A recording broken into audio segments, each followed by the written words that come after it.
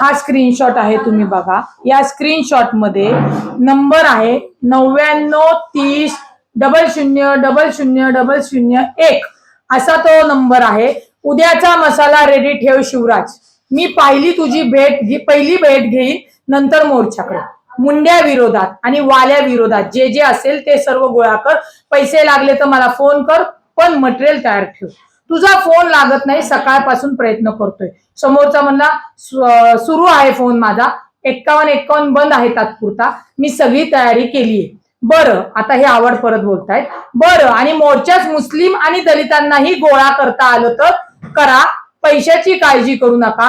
आंबेडकरी चळवळीतील दीपक केदार माझा माणूस आहे, त्यालाही संधी द्यावी. मी सांगितलं आहे कसं काय कुणावर बोलायचं ते. उद्या मुंडेला घोडा लावू. कसा मंत्री राहतो आणि अजित याला पक्षात कसं ठेवतो ते बघू. खालचा समोरचा जो कोण आहे तो याचीच वाट पाहतोय मी. असं जे काही संभाषण आहे त्याचा तो स्क्रीनशॉट आहे. जितेंद्र आव्हाड भाऊ त्या व्यक्तीशी ते बोललेले आहेत आणि त्यांनी कुणाला तो पाठवलेला आहे. त्या वायवा जो याचा सूत्रधाराकडनं आम्हाला सूत्रांकडून हा स्क्रीनशॉट मिळालेला आहे. माझा प्रश्न एवढाच आहे, सरपंच देशमुख हत्याकांडामध्ये जे गुन्हेगार आहेत त्यांना शिक्षा झालीच पाहिजे.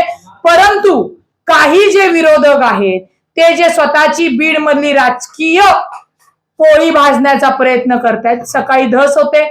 आणि आता जितेंद्र आव्हाड आहेत, जितेंद्र आव्हाड जे काही निषेध मोर्चामध्ये बोलत होते त्याच्यावरनं ही सगळी तयारी काल छानपैकी त्यांनी केलेली आहे.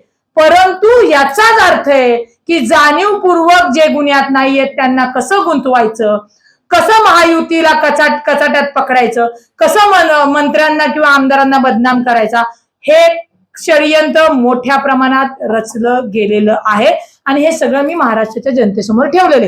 हाच स्क्रीनशॉट मुख्यमंत्री साहेबांना, उपमुख्यमंत्री दोन्ही साहेबांना आणि महाराष्ट्र पोलिसांना दिलेला आहे.